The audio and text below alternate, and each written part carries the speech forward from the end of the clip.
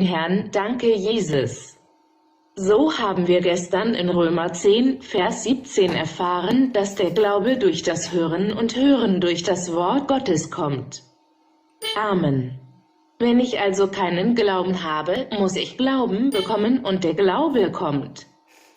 Es gibt also einen Weg, auf dem der Glaube kommt, und zwar durch Hören und Hören durch das Wort Gottes. Ich möchte, dass du meinen Freund verstehst, dass jedes Mal, wenn Jesus sagte, dass du geheilt bist, er sagte, dass dein Glaube dich geheilt hat. Er nie sagte, dass ich dich geheilt habe.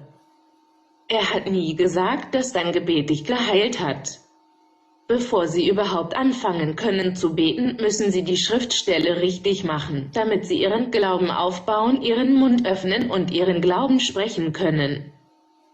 Wenn Sie also Ihren Glauben sprechen, wird das Sprechen des Glaubens aktiviert und Ihr Glaube beginnt, das Ergebnis zu erhalten. Also haben wir gestern die 3 aufeinanderfolgenden Stufen der ersten Stufe gelernt. Ich muss Gottes Wort bekommen, damit ich Zugang zu Gottes Wort habe. Zweite Stufe, ich muss Gottes Wort hören. Lobe Gott. Wenn ich also Gottes Wort höre, müssen wir unser ganzes Herz und unseren ganzen Verstand öffnen. Das heißt, auf das zu hören, was Gott zu uns sagt. Lobe Gott.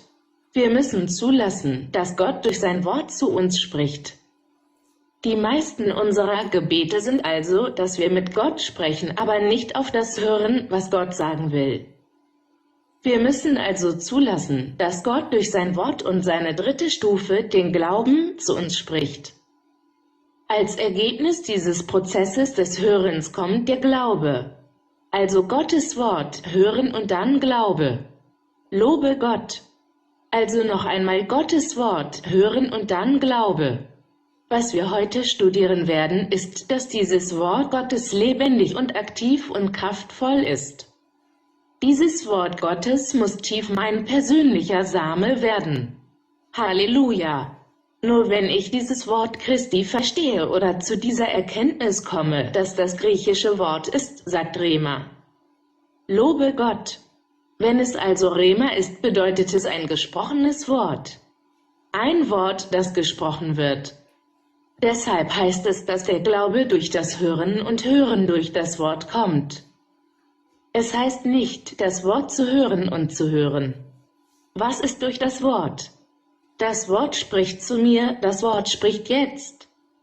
Genau wie wenn Sie einen Arztbericht erhalten, hören Sie ihn einmal und dann hören Sie immer wieder die negativen Berichte.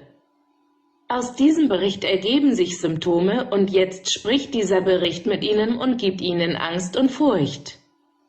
Auf die gleiche Weise beginnt der Glaube zu kommen, wenn die Heiligen Schriften anfangen, mit Ihnen zu sprechen. Denn wenn das Wort nicht gesprochen wird, können Sie es nicht hören. Damit das zweite Hören, Hören und Hören durch das Wort, das zweite Hören, das Hören durch unser geistiges Ohr ist. Dieses Prinzip besteht also nicht nur darin, meine Bibel zu lesen und die schwarzen Flecken auf dem weißen Papier vor mir zu sehen. Lobe Gott! Dieses Wort, das ich auf dem Papier sehe, muss in eine Stimme umgewandelt werden, die Sie hören können. Der Glaube kommt also nicht nur durch Hören, nicht nur durch Lesen der Bibel. Wieder kommt der Glaube durch Hören und nicht nur durch Lesen der Bibel. Was kann dann mein Leben verändern? Diese schwarzen Flecken. Ja, aber nur wenn diese schwarzen Flecken oder die Worte anfangen, mit einer lebendigen Stimme zu mir zu sprechen, kann ich dieses Wort persönlich nehmen und wer wird das tun? Der Heilige Geist. Wenn der Heilige Geist kommt und Ihnen Verständnis für Gottes Wort gibt, macht er es für Sie so real und persönlich, dass, wenn Sie auf das vom Heiligen Geist gegebene Wort hören, der Glaube kommt. Lobe Gott! Der Heilige Geist ist also so weise, dass er genau das Wort kennt, das Sie zu einem bestimmten Zeitpunkt brauchen. Weil er derjenige ist, der uns zu Gottes Wort führt. Weil er derjenige ist, der uns zu Gottes Wort führt. Er ist derjenige, der dieses Wort für dich lebendig macht. Wenn dies geschieht, hören Sie die Stimme des lebendigen Gottes, die durch dieses Wort zu Ihnen spricht.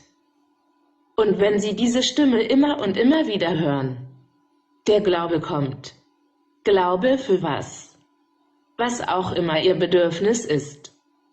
Für alles, was Gott zu dieser Zeit von dir will. Lobe Gott. Dieses Rema-Wort oder das gesprochene Wort wird aktiviert, wenn eine Person auf das Wort Gottes hört. Wenn Sie über das Wort Gottes meditieren, danken Sie Vater, dass Sie uns diese Wahrheit gelehrt haben, dass der Glaube durch das Hören und Hören durch das Wort Gottes kommt, ebenso wie die Angst durch das Hören und Hören durch das Wort Gottes. Heute hast du uns gelehrt, o Herr, eine sehr einfache Formel, dass, solange ich mitten in der Mühe bin, nicht fleischlich zu denken, Gott zu preisen, sondern mich auf das Wort und das Wort zu konzentrieren, dieses Wort anfängt, mit mir zu sprechen und zu geben mir verschiedene Lösungen, die mir die Weisheit für eine bestimmte Situation geben. Und deshalb muss das Wort Gottes zu einem persönlichen Wort gemacht werden. Wenn Sie dieses Wort zu einem persönlichen Wort machen, beginnt dieses Wort mit Ihnen zu sprechen. Amen. Halleluja. Zum Beispiel kommt der Glaube durch das Hören des Wortes Gottes. Was ist mit der Jungfrau Maria? Sie lebte in einem kleinen Dorf in Nazareth. Und eines Tages erschien ihr ein Engel mit einer Botschaft von Gott. Lobe Gott. Und was hat der Engel gesagt? Fürchte dich nicht vor Maria, denn du hast Gnade bei Gott gefunden. Preise den Herrn. Du hast Gunst bei Gott gefunden, fürchte dich nicht. Heute sagt derselbe Herr zu jedem von uns, hab keine Angst, dass ich bei dir bin. Ich werde dich niemals verlassen, ich werde dich niemals verlassen, ich bin bis zum Ende der Zeit bei dir. Ich weiß, dass Sie in so viele Situationen, so viele Emotionen, so viele Gedanken verwickelt sind und die meisten Gedanken im Widerspruch zu dem stehen, was ich Ihnen versprochen habe, was ich Ihnen gesagt habe. Vater, im Namen Jesu, wir danken dir für dein Wort, das Leben bringt und die Situation, die gerade vor sich geht. Es ist genau wie bei den Jüngern, die ungläubig im Boot sitzen. Sie hatten Angst und sie befürchteten, dass sie sterben würden. Sie hatten Angst und sie befürchteten, dass sie sterben würden. Auf die gleiche Weise, o Herr, geht überall so viel Virus umher, o Herr, und es gibt einen Gedanken, dass ich sterben werde. Herr, diejenigen, die im Glauben und nicht im Sehen leben, sind diejenigen, die dir gefallen. Lobe Gott. In der Bibel geht es um Menschen, die im Glauben lebten und den Sieg errungen haben. Also, Vater, ich danke dir, ich preise dich, dass du uns dieses Wort gegeben hast und während wir Tag und Nacht über das Wort meditieren. Danke, Herr, wenn wir uns an deinem Wort erfreuen, sagt dein Wort in Psalm 1, Vers 2 und 3, dass eine Person, die sich Tag und Nacht am Wort erfreut, eine Person ist, die von den Flüssen des lebendigen Wassers gepflanzt wurde. Die Blätter laufen nie trocken, lobe Gott. Diese Person bringt zu gegebener Zeit Früchte hervor, und was auch immer sie tut, es wird gedeihen. Also, mein Freund, in der Zeit, die wir durchmachen, komm schon, baue dich absichtlich und absichtlich auf, nimm diese Lehren an, höre sie immer wieder, öffne deinen Mund und beginne zu sprechen, denn wenn du sprichst, aktivierst du deinen Glauben. Also, Vater, im Namen Jesu, ich tadele jeden Unglauben, ich tadele jeden Schleier, der die Gedanken der Menschen blind macht, und im Namen Jesu spreche ich, Herr, dass deine Salbung fließt, der Schleier entfernt wird und es Verständnis gibt, das gibt es Weisheit, es gibt Wissen, es gibt Ratschläge.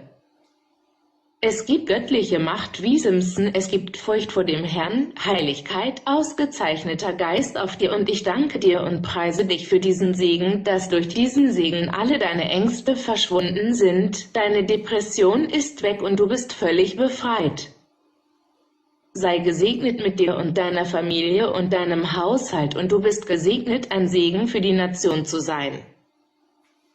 öffne deinen Mund und sage im Namen Jesu, ich bin gesalbt und gesegnet, hochbegünstigt von Gott, ich bin erfüllt von Gottes Gegenwart und Gottes Gegenwart lehrt mich bedingungslos zu vergeben und das Leben zu leben, das in den Augen Gottes angenehm ist.